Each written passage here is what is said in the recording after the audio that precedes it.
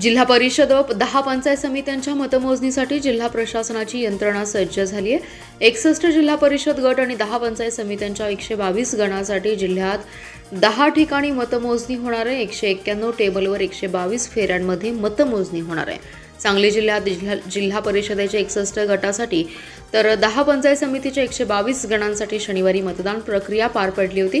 जिल्ह्यातील 18,18,744 मतदारांपैकी 12,68,841 मतदारांनी मतदानाचा हक्क बजावला होता। यामध्ये 6,56,000 पुरुष तर 6,12,073 महिला आणि 26 इतरांनी मतदानाचा हक्क बजावलाय। जिल्ह्यात सुमारे 69.76% इतकं मतदान झालं होतं। उद्या जिल्ह्यातील 10 तालुक्याच्या ठिकाणी मतमोजणी होणार आहे। यासाठी 191 टेबल जिल्ह्यात आहेत। 122 फेऱ्यांमध्ये मतमोजणी होणार आहे। मतमोजणीसाठी तालुकानिहाय टेबल संख्या आणि फेऱ्यांची संख्या ही पुढील प्रमाणे: आटपाडीमध्ये 18 टेबल 12 फेऱ्या, जतमध्ये 27 टेबल 13 फेऱ्या, खानापूरमध्ये 16 टेबल 9 फेऱ्या, कडेगावमध्ये 16 टेबल 11 फेऱ्या, तासगाव 20 टेबल 12 फेऱ्या, कवठेमंकाळ 16 टेबल 9 फेऱ्या, पलूस 14 टेबल 9 फेऱ्या, वाळवा 22 टेबल 19 फेऱ्या, शिराळा 20 टेबल 9 फेऱ्या, तर मिरज तालुक्यासाठी 22 टेबल असून 19 फेऱ्यांमध्ये मतमोजणी होणार आहे। तासगाव तालुक्यातील जिल्हा परिषद आणि पंचायत समिती निवडणुकीची आज मतमोजणी होत असून तालुक्याच्या सत्तेचा फैसला काही तासातच स्पष्ट होणार आहे। माजी खासदार संजय काका पाटील गट आणि आमदार रोहितदादा पाटील गट यांच्यात प्रचंड चुरस निर्माण झाली असून भाजप शिंदे गटाची शिवसेना तसेच काँग्रेसनेही विजयाचा ठाम दावा केल्याने राजकीय वातावरण कमालीचे तापले।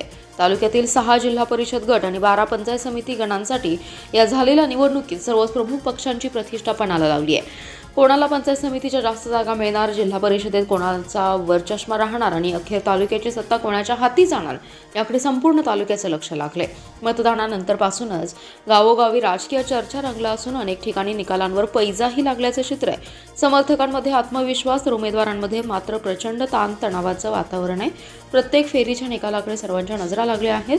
सकाळपासून मतमोजणीला सुरुवात झाली असून सुरुवातीला टपाली मतदानाची मोजणी तसेच त्यानंतर ईव्हीएम मधील मतमोजणी होते। प्रत्येक फेरीसोबत राजकीय समीकरणे बदलत असल्याचे चित्र पाहायला मिळते। समर्थकांमध्ये उत्साह आणि निराशाच्या भावना सतत बदलत आहेत। दुपारपर्यंत सर्व निकाल हाती येण्याची शक्यता असून त्यानंतर तासगाव तालुक्याची सत्ता नेमकी कोणाच्या हाती जाणार हे स्पष्ट होणार आहे। पाटील गटातील संघर्ष, भाजप शिंदे सेना आणि काँग्रेसचे दावे आणि अपक्षांची भूमिका यामुळे यंदाची निवडणूक तासगावच्या राजकीय इतिहासातील सर्वाधिक चुरशीची ठरण्याची चिन्हे दिसत आहेत।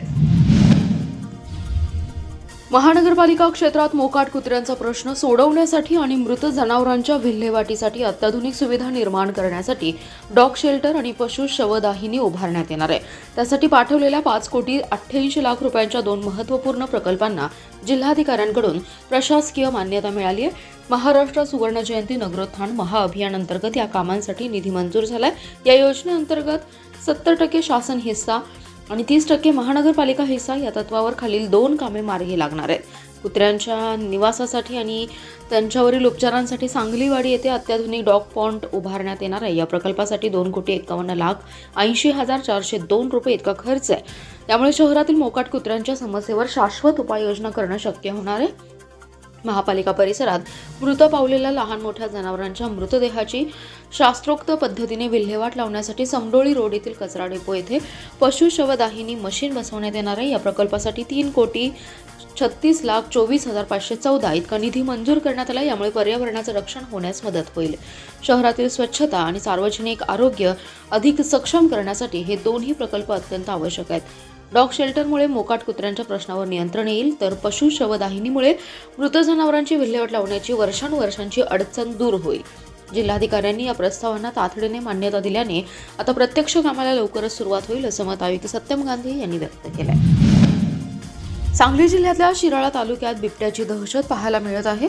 काही दिवसांपूर्वी एका 6 वर्षाच्या बालकावर हल्ला करून त्याला बिबट्याने ठार केल्याची घटना ताजी असतानाच आज पुन्हा वारणावती गावाजवळ एकाच वेळी सलग 2 बिबट्यांचं दर्शन झाल्याने नागरिकांमध्ये मोठं भीतीचं वातावरण पसरलंय।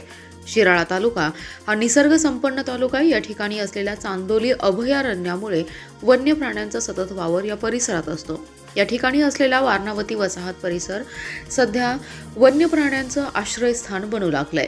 गबा, बिबटे आणि अजगर यांचं वारंवार दर्शन होते. वारणावती वसाहतीच्या दुरावस्थेमुळे येथील नागरिक जीव मुठीत घेऊन राहत आहेत. आज रविवारी सकाळी 6:45 वाजण्याच्या सुमारास 2 बिबटे एका घरासमोरून जात असल्याचं घराच्या दारात असलेल्या सीसीटीव्ही कॅमेरामध्ये कैद झाले. सीसीटीव्ही फुटेजमध्ये 2 बिबटे घरासमोरून चालत निघाल्याचं कैद झालंय. सदरची बाब इथल्या नागरिकांच्या निदर्शनास लक्षात येताच खळबळ उडाली. वारंवार बिबट्याचं दर्शन, हल्ले यामुळे नागरिकांच्या सुरक्षेचा प्रश्न निर्माण झालाय. संबंधित विभागाने याकडे लक्ष देऊन बिबट्यांचा बंदोबस्त करावा अशी मागणी जोर धरू लागली आहे. भावाच्या अंत्यविधीला आलेल्या बहिणीवरच काळाने घाला घातल्याची हृदयद्रावक घटना घडली आहे. भावाचे अंत्यसंस्कार उरकून परत जात असतानाच त्याच स्मशानभूमीतील झाड गाडीवर कोसळून वाळवा तालुक्यातील बोरगाव येथील सौ उर्मिला उद्धवराव शिंदे यांचा दुर्दैवी मृत्यू झाला. वाळवा तालुक्यातील कणेगाव येथील राजेंद्र गोविंद नांगरे पाटील यांचं शनिवारी निधन झालं. त्यांच्या अंत्यविधीसाठी बोरगाव येथील त्यांची बहीण उर्मिला शिंदे आणि कुटुंबीय 4 चाकी गाडी घेऊन आले होते. कणेगाव येथे आल्यानंतर सर्व विधी उरकल्यानंतर रात्री उशिरा गाडीतून उर्मिला शिंदे यांचे पती उद्धवराव शिंदे, पाहुणे संतोष पाटील आणि चालक संभाजी पाटील हे परत बोरगावकडे निघाले होते. कणेगावपासून राष्ट्रीय महामार्गाच्या रस्त्यावरच कणेगावची स्मशानभूमी आहे. या स्मशानभूमीत ग्रामस्थांनी अनेक झाडे लावली. त्यापैकीच एक मोठं झाड अनपेक्षितपणे कोसळलं. त्याच वेळी त्या बहिणीची गाडी स्मशानभूमी शेजारीतून जात होती.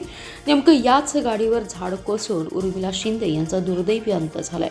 रात्री ग्रामस्थ बाळू काकांच्यावर अंत्यसंस्कार करून सर्वजण घरी परतले होते. इतक्यात बातमी आली की स्मशानभूमीत एका गाडीवर झाड कोसळले.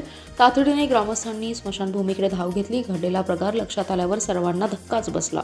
भावाच्या चिते शेजारीच रस्त्यावर बहिणीचा दुर्दैवी अंत झाल्याने सर्व गाव हळहळलं. सर्वांनी प्रयत्न करून गाडीवरील झाड हटवलं. गाडीतील जखमींना बाहेर काढताना सौ उर्मिला शिंदे निश्चित पडलेल्या लक्षात आल्या. त्यांना तातडीने ईश्वरपूर येथील रुग्णालयात दाखल केलं. मात्र डॉक्टरांनी त्यांना मृत घोषित केलं. गाडीतील इतर 3 जण किरकोळ जखमी झालेत. शेरी नाल्याची गटारगंगा कृष्णा नदीत मिसळू नये म्हणून कोट्यवधींचा निधी खर्च केला. प्रदूषण नियंत्रण मंडळाकडून देखील लाखो रुपयांची दंडात्मक कारवाई महापालिकेवर होते, पण महापालिकेला गांभीर्यच नसल्याचे दिसून येते.